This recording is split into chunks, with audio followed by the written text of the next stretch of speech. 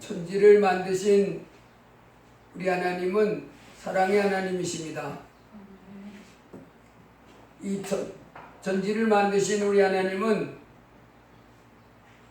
우리가 우리 눈으로, 우리 손으로, 또 우리 귀로 이렇게 잘 보고 듣고 만질 수 없지만은, 그러나 전능한 하나님은 온 우주에 가득하시다고 말씀하십니다.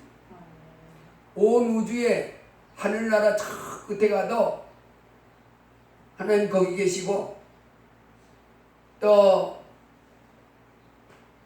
이곳에 아무도 모르는 그곳에 있는 곳이 있다 할지라도 하나님은 그곳에도 계시고, 온 우주 어느 곳에 하나님이 안 계신 곳이 없다, 이렇게 말씀하십니다. 그 온 우주에 충만하신 가득히 되신 우리 하나님이 이제 피조물된 우리 인생은 하나님이 풍성한 삶을 살기를 원하십니다. 그리고 더 나아가 영원한 천국에 들어와 살기를 원하시는 하나님이십니다. 아멘. 이 땅에 살고 있는 우리 피조물, 우리 인생은 언제 복된 삶을 살 수 있냐면, 우리를 만드시고 온 우주를 다스려 나가시는 하나님을 경외하고, 그리고 그 말씀에 겸손히 순종하면서 하나님께 영광을 돌리며 살아갈 때 우리 인생은 복된 인생, 존귀한 인생, 참으로 훌륭한 사람, 그런 영광스러운 사람이 되는 것입니다. 아멘. 그래서 이 땅에 사는 동안에 하나님이 없이 살아가는 사람은 천지를 지으신 하나님이 2000년 전에 오신 예수님이 바로 그 하나님인 줄을 모르고 섬기지 않는 삶은 이 땅에서 지금 자기가 세상에서 굉장하다, 남들이 부러워하는 모든 위치, 모든 걸 가졌다 할지라도 그 삶은 버림받은 인생입니다. 쓰레기 같은 삶이에요. 그 삶의 종말은 딱 하나입니다. 망하리로다. 오직 망하리로다. 그 사람들은 차라리 하나님은 사람으로 태어나지 않았으면 좋을 뻔했다, 이렇게 말하는 신세가 되고 맙니다. 그래서 이 땅에 살아가는 동안에 이제 우리가 이 천지 만물을 만드신 하나님의 말씀을 듣고 가르침을 받으면서 하나님을 섬기는 삶, 이 삶이 최고의 영광스러운 삶인 줄 믿습니다. 그래서 오늘도 이렇게 아버지 하나님 앞에 나와서 하나님께 예배하면서 또 하나님의 가르침을 받고 하나님의 인도함을 받는 그런 삶은 복된 삶입니다. 아멘. 존귀한 자입니다. 아멘. 그래서 우리가 하나님이 하시는 말씀을 날마다 잘 듣고 이제 우리를 만들고 온 우주를 지으시고 다스리시는 그 하나님의 사랑과 섭리를 깨달으면서 하나님을 기쁨으로 섬겨 나가는 그와 같은 존귀한 삶이 되기를 주의 이름으로 축복합니다. 아멘. 오늘 2000년 전에 예수님이 사람 몸을 입고 오셨는데 그분은 전능한 하나님이시지요. 아멘. 하나님이신 그분이 오셔서 하신 말씀이 바로 나는 생명의 떡이니 내게 오는 자는 결코 줄이지 아니할 터이요 나를 믿는 자는 영원히 목마르지 아니하리라. 아멘. 예, 이 땅에 우리 인생이 참 풍성한 삶을 살기를 원하죠. 행복한 삶, 존귀한 삶을 살고 싶지 않은 사람은 아무도 없어요. 본질적으로 우리 추구합니다. 인생이 행복, 존귀한 삶, 그리고 영원한 천국, 하나님을 기쁨으로 아버지로 부르면서 정말 신난다 하는 그런 인생을 살고 싶은데, 오늘 예수님 말씀을 잘 들으면 이제 우리가 그 길로 나가게 될 줄로 믿습니다. 예수님이 난 생명의 떡이기 때문에 내게 오는 자는 결코 줄이지 아니할 터이요 나를 믿는 자는 영원히 목마르지 아니하리라. 그러면서 아버지께서 내게 주시는 자는 다 내게로 올 것이요 내게 오는 자는 내가 결코 내쫓지 아니하리라. 그러면서 내 아버지의 뜻은 아들을 보고 믿는 자마다 영생을 얻는 이것이니 마지막 날에 내가 이를 다 살리리라 하시니라. 제가 지난주에 대구 방화 사건을 말씀드렸죠.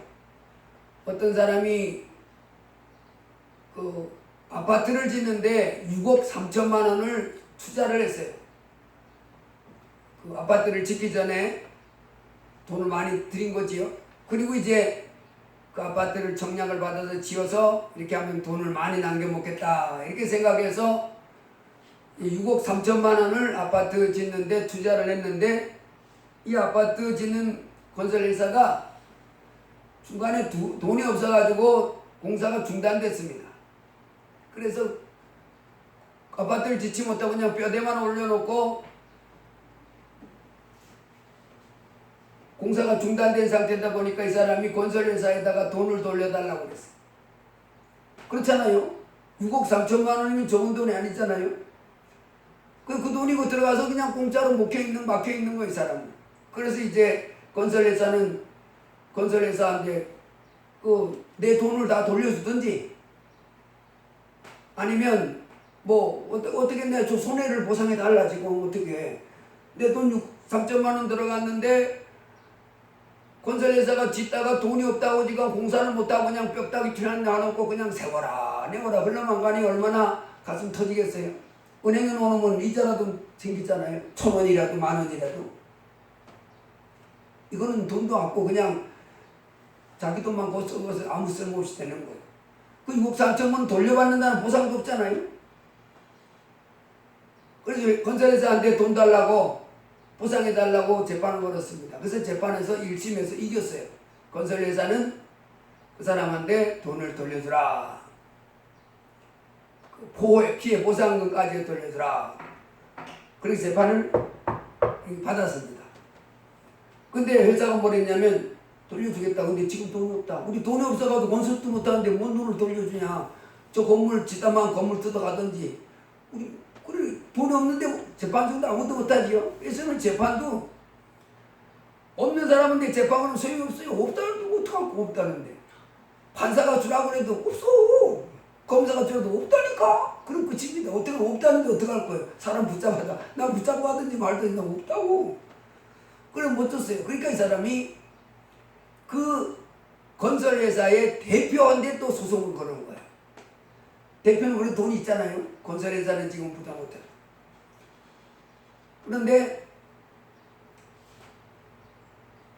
대표한테 걸어가지고 재판을 건설회사하고는 재판을 해서 이겼고 건설회사가 돈 없다 그러니까 그 대표 어떤 회사면 이사들이 있잖아요. 이사장이 있고 이사들이 쭉 있으면 돈 많은 사람들이 모여서 회사를 이제 설립하니까 그래서 그 중에 가장 대표인 그 사람한테 걸었는데 그 재판 중에 이 사람이 그 건설회사 대표 측 변호를 한 사람을 죽이려고 이제 쫓아간 거예요.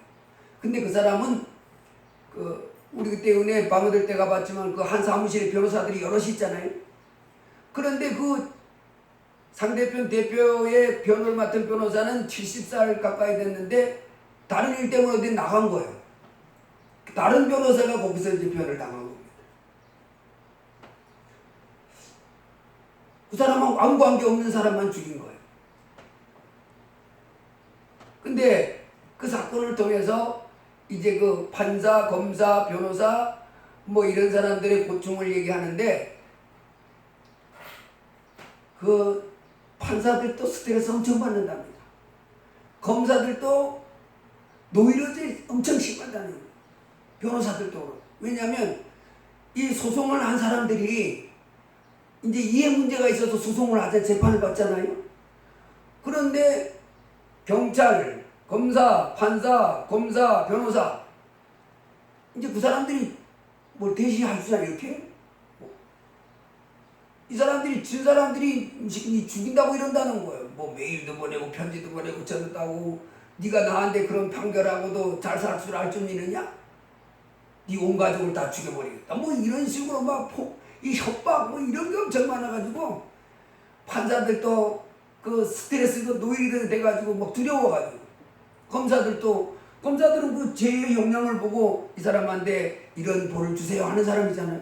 너 나한테 왜 그렇게 벌 많이 주라고 하냐? 너 죽을 줄 알아. 막 이래가지고 판사, 검사, 변호사는 또 반대편 변호사한테 너 왜 그렇게 변호사 해가지고 내 지게 만든 거야? 막 이러면서 경찰도 그렇고 스트레스가 엄청 많다는 거야. 그 사람들은 시달린다는 거야.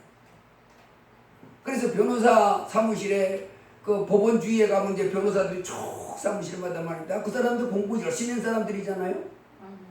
다 공부 열심히 해서 옛날에는 사법고시 오는 사람들이고 요즘은 그 무슨 뭐 하여간 그런 거 되는 그 뭐 있잖아요. 무슨 뭐 전문대학원인가 뭐가. 그래서 그 사건 이후에 변호사 사무실을 이렇게 아무도 못 들어오게 잠궈 해도 변호를 의뢰하러 오는 사람인지 그 사람들 찾아올 거 아니에요? 내 이 사건 좀 맡아달라고. 어떤 사건 때문에 범죄를 저지르고 온 사람인지 이게 구별을 할 수가 없기 때문에 할 수도 없다는 거예요. 되게. 그래도 판사나 검사나 이런 사람들은 그 편지로 협박하고 전화로 협박하고 뭐 그래도 일단은 그 사람들은 좀 격리돼 있잖아요. 공간이. 나름대로 이제 경비실도 있고. 근데 변호사들은 무방비라는 거예요. 근데 큰 법률 사무소, 변호사 사무실 같은 데는 뭐 좀 그런 게 있겠지만은 대부분 뭐 한두 사람 이런 사람들은 그냥 와가지고 나 변호 좀 해서 이렇게 다니까 이걸 막을 도리가 없다는 거예요. 그래서 최후로 무슨 말이 나오냐면 보니까 그런 사람들은 그 가중처벌을 아주 많이 내리게 하는 어떤 법을 만들든지 해야지 스트레스 받아가지고 못 살겠다고. 그 변호사들마다 지금 판사, 검사, 변호사 뭐 이런 사람들이 이 사람들로부터 이 협박을 당해가지고 전화로 협박당하고. 그래서 전번에도 말했지만 어떤 서울대 성균관대 교수가는 했다고 이제 석궁으로 그 판사가 땅에다 쏴대고 하는데 왜 판결을 그렇게 하냐. 여러분 이 세상 삶 자체가 인간 한평생 살아가는데 많은 고난이 있는 인생인 줄로 믿습니다. 근데 예수님이 그런 고난 인생 살아가는데 그것만이 내 인생의 고난이 아니라 병으로 고달픔을 달리는 사람, 어떤 갑자기 사고로 고달픔을 당한 사람, 한평생 살아가는 인생이 얼마나 고달픈지 모릅니다. 그런데 그게 끝이 아니고 그렇게 살다가 진짜 고통의 상에 어디 떨어지냐면 불지옥에 떨어진다. 그래서 여러분 우리 인생이요 이게 호락호락한 게 아닙니다. 이 땅에 살아가는 가운데도 왜 이렇게 힘드냐, 왜 이렇게 고달픈 일이 많으냐, 나를 괴롭히는 일이 많으냐 싶은데 그거는 아직 작은 겁니다. 진짜는 뭐예요? 지옥이요. 하나님이 거기 들어가지 않게 해주려고 우리. 아멘. 구더기도 죽지 않고 불도 꺼지지 않고 사람마다 불러서 소금칠 당하는 그 끔찍하고 두려운 형벌, 영원토록 받는 그 형벌을 면하게 해주시려고 하나님의 아들을 이 땅에 보내주신 분이 우리 하나님 아버지십니다. 아멘. 그런데 사람들이 이 예수님을 믿어야 그 복을 받을 수 있는데 안 믿고 뻗대고 있는 거예요. 그 장차 받을 형벌이 얼마나 큰지를 꿈에도 생각 못합니다. 당하고 난 다음에 통곡 가고 후회해도 소용없습니다. 그래서 주님은 이 땅에 이제 생명의 떡으로 오셨습니다. 우리로 생명을 얻고 풍성한 삶을 살도록 오셨습니다. 아멘. 이제 하늘나라에서부터 오신 이 예수님을 이제 우리가 우리 하나님이 원하는 대로 기쁨으로 겸손하게 하나님, 예수님은 하나님이십니다 하고 겸손히 내 마음 문을 열고 내 마음의 주인으로 모셔드리고 이제 순종하는 가운데 하나님이 주시는 각양복을 받기를 주의 이름으로 축복합니다. 아멘. 예수님은 오늘 그랬잖아요. 이제는 내게 오라는 거예요. 나는 생명의 떡이니 내게 오는 자는 결코 줄이지 아니할 터이요 나를 믿는 자는 영원히 목마르지 아니라. 내게로 와서 이제 줄이지도 말고 영원히 목마르지도 말고 이제 영생을 얻고 풍성한 삶을 살기를 원하시는 분이 누구예요? 예수님이십니다. 요한복음 11장에 이제 가보게 되면 우리가 잘 아는 그 베단이라고 하는 동네에 마르다, 마리아, 나사로 이 삼남매가 살고 있는 그 조그마한 마을에 이제 그 이 삼남매가 살고 있는 이 사람들이 예수님을 잘 섬겼던 세 자매예요. 하늘나라에서 내려왔던 예수님이 예루살렘과 이 땅에 다니면서 복음 전하다가 요 예루살렘에 왔을 때는 겟세마네 동산에 가서 많이 기도하면서 밤을 지새웠지만은 이 베다니에 살고 있는 마르다, 마리아, 나사로가 살고 있는 이 집에도 자주 가서서 좀 이제 대접도 받고 하셨던 것 같아요. 섬겼던 것 같아요. 근데 이 삼남매가 살고 있는 그 집안에 나사로가 마르다, 마리아, 나사로. 근데 그 나사로가 이 두 자매의 오라비라 그랬어요. 이 오라비는 오빠란 말인지 동생이란 말인지 정확하게 모르겠어요. 근데 공동 번역하고 새 번역을 보면 오빠라고 이렇게 번역해 놨는데 그 나머지 성경에는 전부 하나도 구별 안 했어요. 그냥 오라비라고만 해놨어요. 킹 제임스 버전, NASA 뭐 모든 성경 그다음에 우리 개역, 개정, 개역 다 보기에는 오라비라고만 해놨지. 근데 공동 번역하고 새 번역에서만 오빠다 이렇게 하는데 어쨌든 오빠든 동생이든 하여튼 이 삼남매 중인데 그 오빠인지 동생인지 모르지만 그 나사로가 죽게 됐어요. 그때 이 마르다와 마리아가 사람을 보냈습니다.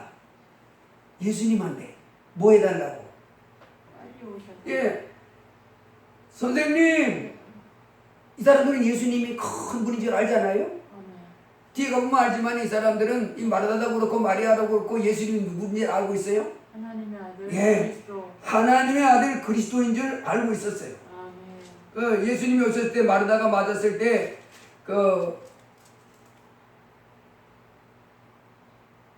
주님께 이렇게 고백하지요. 주는 그리스도시요 세상에 오시는 하나님의 아들이신 줄 내가 믿나이다. 이 두 자매는 이미 이분이 누군 줄 알고 있었냐면 그리스도. 예, 하나님의 아들. 이 땅에 우리와 같은 우리 형상의 피조물이 인생이 아니고 하늘나라에서 오신 크신 하나님의 아들 그리스도인 줄 알고 있었어요.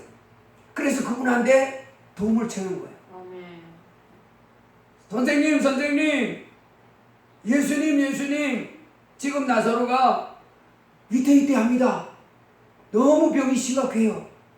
와셔서 좀 고쳐주세요. 사람을 보냈어요. 그랬더니 그 보낸 사람한테 예수님이 알았다 가서 고쳐주겠다. 그러면서 뭐라 그랬냐면 이 나사로 이 병은 죽을 병이 아니다. 하나님의 영광을 위하고 하나님의 아들이 이로 말미암아 영광을 받게 하려고 지금 이 병이 드는 거다. 이렇게 말했습니다. 그래서 이제 마리아가 보냈던 사람은 돌아가서 뭐라 그랬겠어요? 죽을 병이 아니고. 죽을 병이 아니고 하나님과 하나님의 아들이 이 나사로 때문에 영광을 받으시려고 지금 이런 중한 병에 걸려 있는 거래요. 그렇게 했습니다. 그런데 그 나흘 기간 동안에 그런데 그 사이에 나사로는 죽어버렸습니다. 그래서 그 병 고쳐달라는 소문을 듣고 거기 있다가 거기 있는 장소에서 이틀을 더 먹고 더 묵었어요. 그리고는 마르다와 마리아가 살고 있는 베다니 동네에 와가지고 가보니까 얘가 죽어서 벌써 무덤에 있은 지가 나흘이 된 거예요. 나흘은 4일입니다. 그러니까 있던 그 장소에 이틀을 더 묵고 오는 기간에 언제 죽은지 안 나왔잖아요, 나사로가. 그러니까 중간에 또 며칠을 더 묵은지 몰라. 그리고 와보니까 벌써 죽은 지가 나흘이요. 예수님은 언제 이 나사로가 병들었다고 와달라고 하는 부탁을 받았어요? 나사로가 살아있을 때였잖아요. 그런데 나사로가 그로부터 언제 죽은지 모르지만 뭐 하루 이틀이나 그날 죽은지 모르겠지만 어쨌든 나흘이 돼가지고 이 무덤 속에 담아 집어넣은 거예요. 이스라엘 나라 무덤은 우리처럼 이렇게 땅을 파고 매장하는 그런 무덤이 아니고 이렇게 옆으로 굴을 파고 앞에다가 돌멩이를 넣는 이런 옆으로 굴 이렇게 막는 그런 무덤입니다. 그래서 그 온 다음에 마르다와 마리아를 데리고 가서 그 나사로를 살려내지요. 나사로야, 큰 소리로 나사로야 나오라 그랬더니 이 죽은 지 나흘이 돼가지고 이 썩어가지고 냄새가 막 아까 지혜가 무슨 냄새가 난다 그러는데 딱 그 무덤을 열었더니 그 무덤 안에서 썩는 냄새가 확 나오는 거예요. 나사로가 썩어가지고 막 진물이 뚝뚝뚝 떨어지고 이건 이제 사람이 아니야. 시신이 썩어가지고 막 전부 부패해가지고 막 이러는데 예수님이 나사로야 나오라 그랬더니 갑자기 그 죽었던 세포들이 확 살아나더니 배로 칭칭 동은 이래가지고 나사로가 나오는 기적이 일어나죠. 자, 예수님은 이 땅에 오신 누구라고요?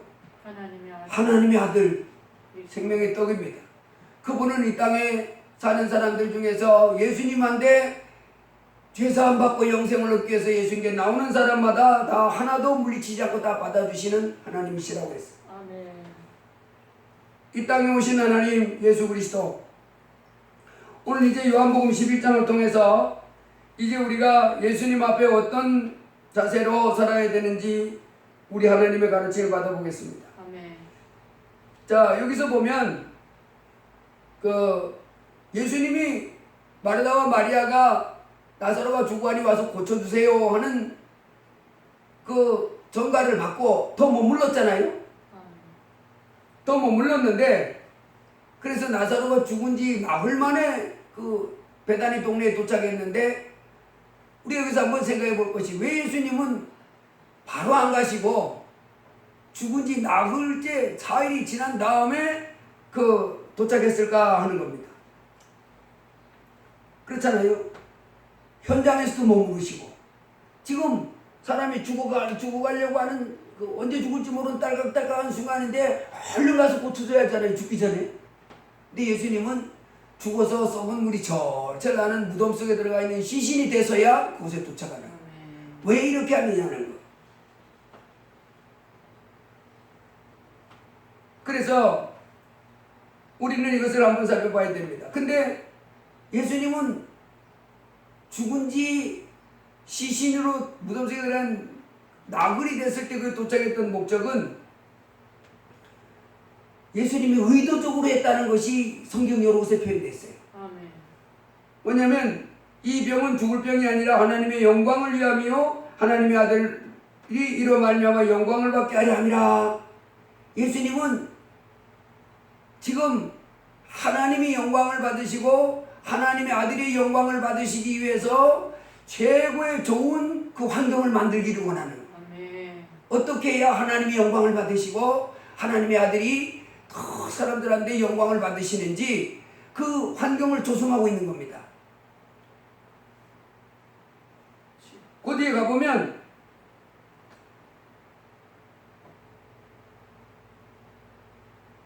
나사로를 살리러 가자 그럽니다. 이틀이 지난 다음에 그 나사로가 잠들었도다. 나사로를 살리러 가자. 나사로가 잠들었도다. 나사로를 깨우러 가자 그럽니다. 아멘. 그랬더니 제자들이 주여 잠들었으면 그 낫겠나이다. 근데 예수님이 이미 뭐라 그러냐? 죽었다. 나사로가 죽었느니라. 예수님은 거기서 나사로가 뭐 하기를 기다렸다는 걸 알 수 있어요? 죽기를 기다린 거야. 우리 입장에서는 어떻게 생각해요? 마르다와 마리아 입장에서는 어떻게 생각합니까? 죽기 전에. 죽기 전에.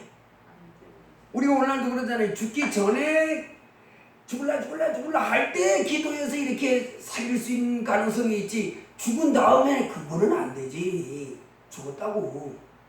기도하면 죽었다고.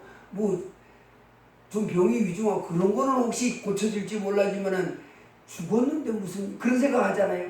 우리 사람들의 그 이성은, 과학은, 이 자연 법칙은 병이 들은 상태에서 날라날 때 기도해서는 날 수 있다고 생각하지만은 하나님이니까 죽은 다음에야 하나님이라 할지라도 그건 죽었는데 뭐 끝이지. 이렇게 생각하는 게 우리 이성이잖아요.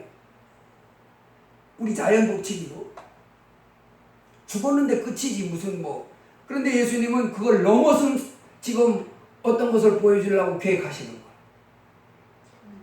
예, 죽은 다음의 일도 살려낼 수 있다는 걸 하나님 보여주시기 원합니다. 나사로가 죽었다. 그러면서요 그렇게 합니다.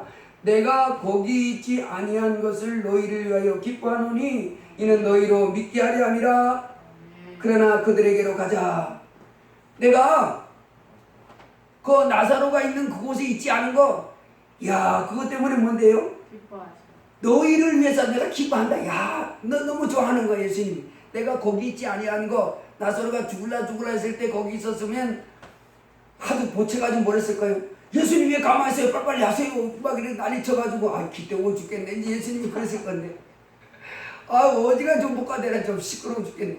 이러면서 예수님한테 들볶였을 건데 아주 거기에 없으니까 그런 소리도 안 듣잖아요. 그래서 내가 거기 있지 아니한 것을 너희를 위하여 기뻐하노니 이는 너희로 믿게 하려 함이라. 그러나 그에게로 가자. 자, 이 말씀 여러 가지 말씀을 종합해 보면 예수님은 지금 하나님이 또 예수님이 영광을 받으시고 제자들로 하여금 뭐 하기 위해서? 영광을 제자들로 하여금 믿게 하려고. 이 사람들이 이제 예수님을 아주 믿는 믿음을 견고하게 해주려고 그런 의도를 가지고 지금 이 세팅하고 있는 거예요. 아멘. 그 이제 예수님이 나사로가 무덤에 들어간 지 나흘째 됐을 때 마르다로 베다니로 왔습니다. 봤더니 여기 보니까 베다니는 예루살렘에서 가깝게 간 오리쯤 되매. 여러분 오리면 여기서 한 대전역 정도 대전역보다 조금 하여간 대전역 정도 돼요. 여기서.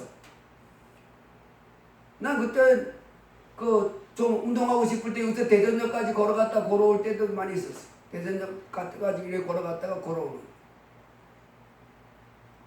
그러면 예루살렘에서부터 마르다 마리아 베다니가 살고 있는 그 베다니 동네가 한 우리쯤 되니까 아마 이 마르다 마리아 나사로가 그 예루살렘에 살고 있는 유대인들과 이렇게 관계를 많이 했던 것 같아요. 잘했던 것 같아요. 그러니까 예루살렘에 있는 유대인들이 그 오라비의 일로 이문하러 왔더니 조문 가잖아요. 자기 이제 좀 친한 사람들이 뭐 상담하고 그러면 조문 가듯이 예루살렘에서 조문을 많이 온 거예요. 벌써 나흘째 됐으니까. 아이고 마르다 마리아 그 오라버니 나사로가 죽었대. 아이고 그래 가서 이제 조문하고 이제 그러고 있는데 예수님이 왔습니다. 예수님이 있다고 하니까 예수님이 오신다는 소식을 이제 마르다가 듣고 예수님에게 가가지고 이럽니다. 주께서 여기 계셨더라면 내 오라비가 죽지 아니하였겠나이다. 이 마르다와 마리아 입장에서는 처음에 마르다가 뭐라 그러냐면 예수님 만나 뵙자마자 뭐라 그래요? 주께서 여기 계셨더라면 내 오라버니가 죽지 아니하였겠나이다. 마리아도 또 두 번째로 예수님 만나게 됐는데 그런 말합니다. 주께서 여기 계셨더라면 내 오라버니가 죽지 아니하였겠나이다. 자, 우리가 이제 이 예수님이 바로 가시지 않고 세팅을 했다고 그랬잖아요. 아멘. 하나님이 영광을 받으시고 하나님의 아들이 영광을 받으시고 제자들로 하여금 뭐하게 하려고? 믿게 하려고 그 환경을 세팅한 거예요. 그리고 이제 주인 나흘 만에 갔는데 내가 거기 있지 아니한 것을 너희를 기뻐하노니 이는 너희로 믿게 하려 함이라 그랬는데 제자들로 뭐하게 하려고 예수님이 지금 이런 환경을 조성하셨다고 하는 거예요? 믿게 하려고. 믿게 하려고. 제자들로 믿게 하려고. 그러면 제자들이 뭘 믿는 거예요? 어떻게 믿는 거예요? 요한복음 4장에 보면 사마리아 수가성에 예수님이 정오 때 그 우물가에 사마리아 여자를 만나죠. 그때 사마리아 여자의 물길로 왔던 그 사마리아 여자가 예수님을 처음에 뭘로 알아봤냐면 유대 남자로 알아봤어요. 근데 대화를 좀 더 하다가 보통 유대 남자가 아니고 평범한 유대 남자가 아니고 선지자네 이렇게 깨닫습니다. 그러다가 이 여자가 예수님이 누군지까지 알게 돼요. 그렇죠. 그리스도. 메시아. 아멘. 메시아인 줄 알게 됩니다. 언제 그걸 알게 됐냐면 내 남편. 네가 너와 말하는 내가 그다. 네가 기다리고 있던 바로 메시아 그리스도 나다. 이 순간에 이 여자 눈이 마음 눈이 확 떠져가지고 그 자기 앞에 지금 냉수 한 그릇 떠주세요 했던 그 남자가 하늘나라에서 자기들이 기다리던 그리스도 메시아인 것을 알고 동네로 뛰어들어가가지고 사람들에게 전도하죠. 뭐라 그래요? 요한복음 4장 29절에 보면 이렇게 말합니다. 여자가 물동이를 버려두고 동네로 들어가서 사람들에게 이르되 내가 행한 모든 일을 내게 말한 사람을 와 보라. 이는 그리스도가 아니냐. 아멘. 자기의 행한 일들을 다 쫙 말하면서 내가 그리스도라는 거기 감동돼가지고 내가 그리스도를 만났어. 우물가에 있어 저기. 여러분 동네 사람이요 빨리 와봐. 그리스도 우물가에 계시다고 내가 그분을 만났어. 와봐봐. 그랬더니 동네 사람들이 나와서 예수님을 모시고 그 자기네 마을에서 좀 머물다가 가시지요. 이렇게 초청하지요. 아멘. 이틀. 그래서 예수님이 그곳에서 이제 이틀을 더 머물면서 그 말씀을 전해주는데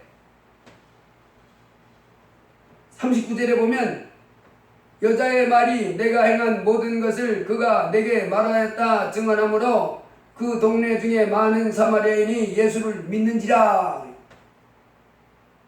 자기의 과거를 다 말했다고 동네 가서 얘기했을 때 그 여자의 과거를 다 말했다고 듣고 그 동네 사람들이 순진한 것 같아요. 예수님을 뭐 했대요?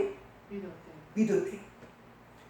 그러더니 사마리아인들이 예수께 와서 자기들과 함께 유하시기를 청하니 거기서 이틀을 유하심에 예수의 말씀으로 말미암아 믿는 자가 더욱 많아. 그 동네 사람들이 예수를 믿는 사람들이 어떻게 했대요? 많아졌대요. 점점 많아졌다는 거예요.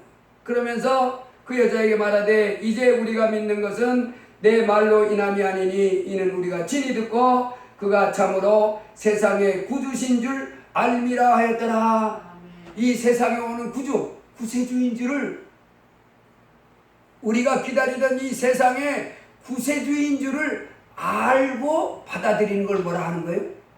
믿는 거라. 예수님이